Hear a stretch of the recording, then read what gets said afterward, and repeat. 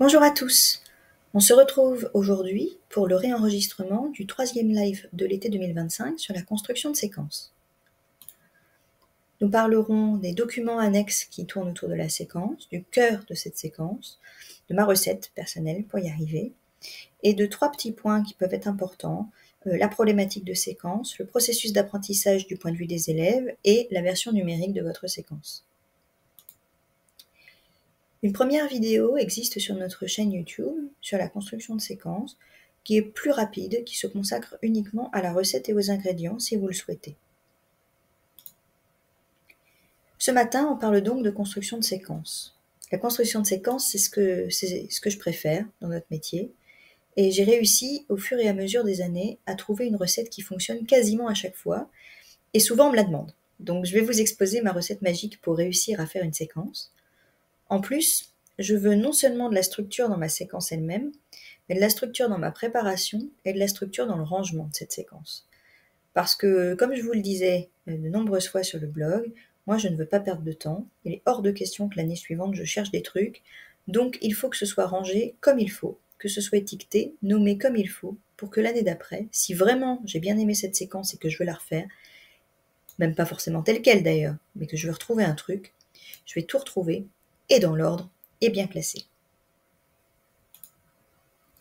Commençons par les documents annexes, tout ce qui tourne autour de notre séquence. Alors pour avoir une recette, il faut des ingrédients, et dans toutes mes séquences, il y a obligatoirement, et ça veut dire que j'ai donc un tableau de suivi à cocher pour vérifier que j'ai tout ça. Il y a un menu et une fiche d'objectif. Vous pouvez apercevoir la fiche d'objectif sur votre écran. C'est simplement une liste des différentes étapes vers la tâche finale pour les élèves, ainsi que les points de vocabulaire, grammaire, etc. que nous allons voir et les compétences principales. Ensuite, je vais avoir un diaporama qui suit le menu. En général, il est prêt avant que la séquence ne démarre. Ça arrive qu'il ne le soit pas tout à fait. Dans ce cas-là, il est prêt à la semaine. C'est-à-dire, je sais que la semaine 1, globalement, je vais faire l'étape 1. Donc, toutes les diapositives qui correspondent à l'étape 1 sont dans le diaporama. Et puis ensuite, je vais le compléter. Mais globalement, mon diaporama est prêt quand je commence ma séquence. Dedans, j'inclus toujours un défi mémoire. Vous trouverez le fonctionnement des défis mémoire sur le blog et en lien dans la description de cette vidéo. Et une fiche mémo, c'est une fiche de mémorisation active qui suit les préceptes de la mémorisation active et des sciences cognitives, puisqu'on a eu des coniclasses dans mon ancien établissement. Et effectivement, j'ai vu que ça fonctionnait bien. Vous trouverez également des exemples de fiches de mémorisation active sur le blog, en lien dans la description de cette vidéo. Vous pouvez les apercevoir sur votre écran, donc en bas à droite, un défi mémoire de 6e, et juste à côté, une fiche mémo vierge. Le cœur de la séquence. Pour passer au cœur de la séquence, je me force toujours à trouver un document iconographique. Par contre, c'est une perle, c'est-à-dire ça permet limite de tenir 1 heure à l'oral dessus. Ce document iconographique va donner lieu à une PRL lexicale en général et une petite tâche intermédiaire. Ensuite, une compréhension orale, authentique de préférence. Frôlant l'authentique dans certains manuels, il y a des trucs très bien. De temps en temps, quand vraiment vous avez besoin d'une compréhension orale sur un point de grammaire particulier, notamment, et que vous voulez absolument la faire. Et puis, une compréhension écrite. Alors ça, normalement, authentique de toute façon. Et c'est dans cet ordre-là que je les étudie.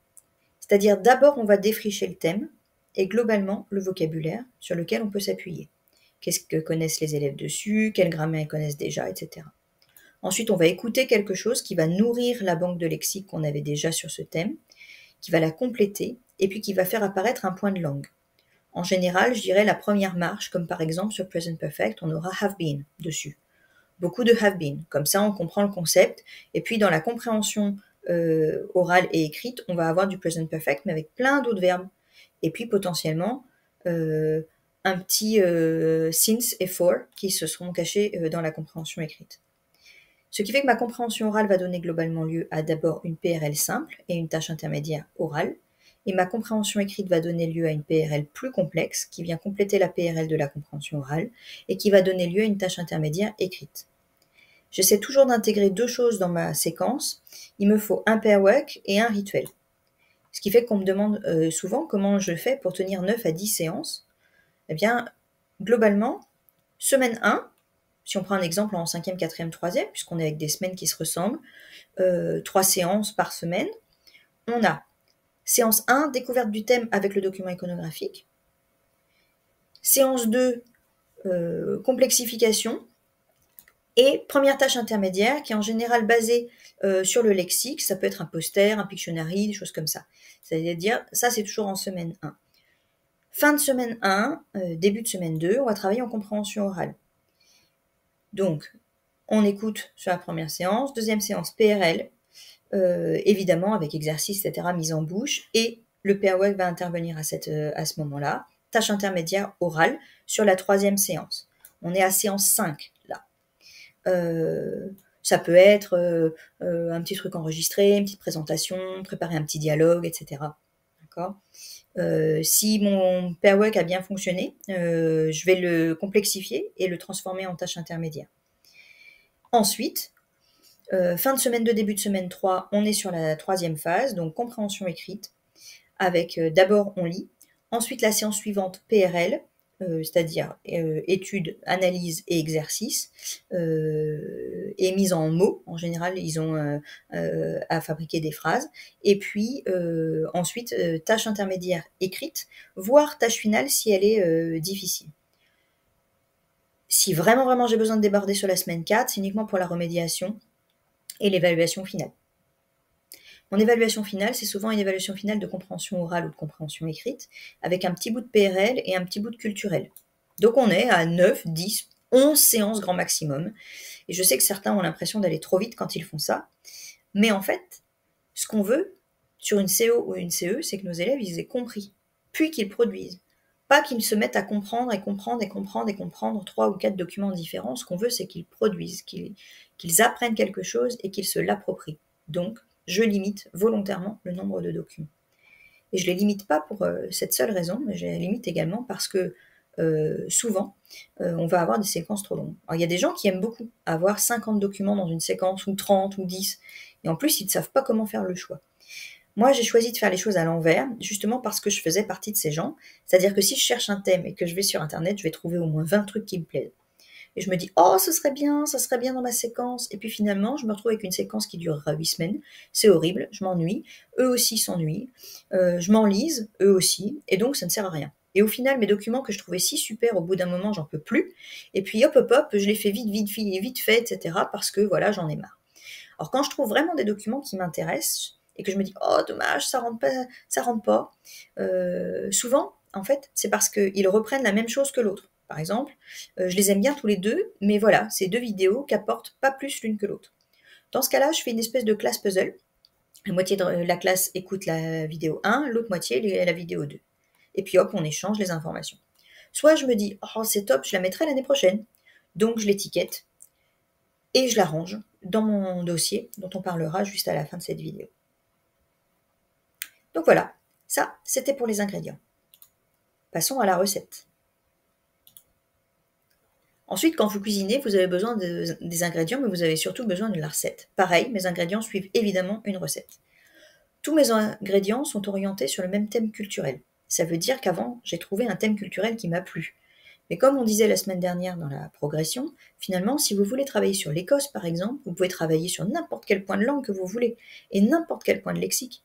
Il suffit de trouver un angle, en fait. Ça peut être l'histoire, peut être la culture, la géographie, les fantômes, les châteaux, les paysages. Ça peut être ce que vous voulez, même la musique ou le whisky. Et surtout, si vous n'avez jamais construit de séquence, pensez à votre tâche finale avant tout. Je faisais pendant très longtemps un escalier. J'ai une tâche finale, c'est la marche en haut de l'escalier. Pour y arriver, il me faut des marches intermédiaires, parce que sinon, ils n'arriveront pas à faire ça. Parfois même, je crée une espèce de fausse tâche finale pour savoir ce dont les élèves auront besoin pour réussir. Et je classe ces ingrédients du plus simple au plus compliqué. C'est ma recette. Mais c'est parce que j'ai choisi ma tâche finale dès le départ et que j'ai déconstruit finalement cette tâche finale que je suis capable de construire ma séquence. La problématique. Je trouve qu'une problématique, c'est compréhensible à partir de l'année de première. Donc quand on me demande de faire une problématique en 6e, je trouve ça non seulement complètement idiot, mais surtout complètement insensé. C'est-à-dire que soit on pense que je ne suis pas capable de problématiser ma séquence, alors que j'ai créé une séquence, donc forcément, pour moi, il y a une question problème à régler, donc je ne vois pas pourquoi on me demande de la préciser, parce que c'est évident, sinon je ne créerais pas de séquence. soit on veut que les élèves la formulent, et là, ça devient ridicule. Donc je fais simple, je fais une phrase du genre « Comment les Anglais mangent à Noël ? Comment les Américains fêtent Thanksgiving ?» Et au fur et à mesure, je vais complexifier. À partir de la 4e, 3e, souvent, je fais des trucs sur la ségrégation, l'apartheid, etc. Alors je leur demande s'il y a des points communs. Par exemple, avec les nouveaux programmes, il nous faut un angle culturel. Et ça, par contre, je trouve que c'est fondamental et ça remplace chez moi la problématique. Le processus d'apprentissage. J'utilise le menu que j'ai mis en haut de la séquence et au fur et à mesure qu'on avance d'une étape à l'autre, il y a une espèce de petite flèche sur ce menu, donc on va la colorier. Dans leur processus d'apprentissage, je leur fais également marquer leurs objectifs de séance pour qu'ils comprennent bien jusqu'où on va, et ils ont aussi une fiche d'objectifs qui leur permet de cocher au fur et à mesure ce qu'on a vu et ce qu'il leur reste à faire.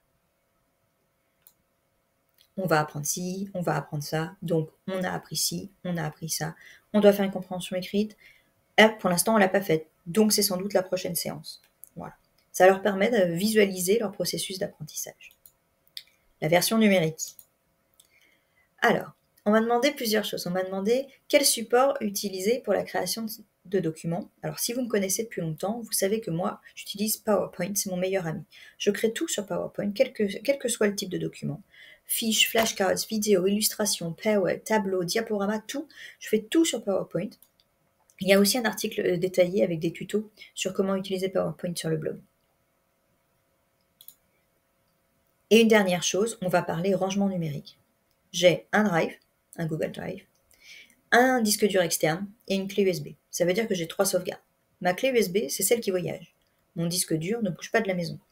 Mon Drive est lié à Pronote. Ça me permet de partager dans Pronote des documents qui sont trop lourds, notamment vidéo et MP3.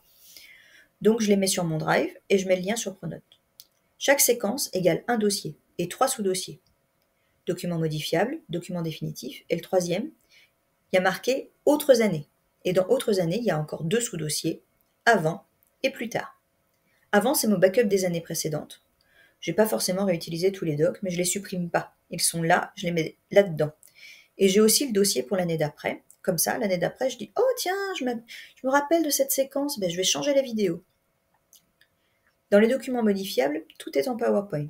Tout est numéroté dans l'ordre d'apparition dans la séquence. 1, menu, 2, fiches d'objectifs, 3, défi mémoire, 4, fiches mémo, 5, diaporamas, 6, iconographie, 7, CO, etc. Et je les enregistre tous en PDF dans le dossier d'à côté, documents à projeter.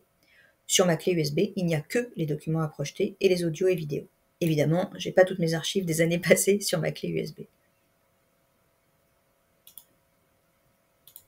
J'espère que cette vidéo sur la construction de séquences, recettes, ingrédients, astuces et trucs vous a plu. Je vous remercie de m'avoir écouté et vous invite à me suivre sur les réseaux ou à vous inscrire à notre newsletter pour recevoir un freebie chaque dimanche. À bientôt!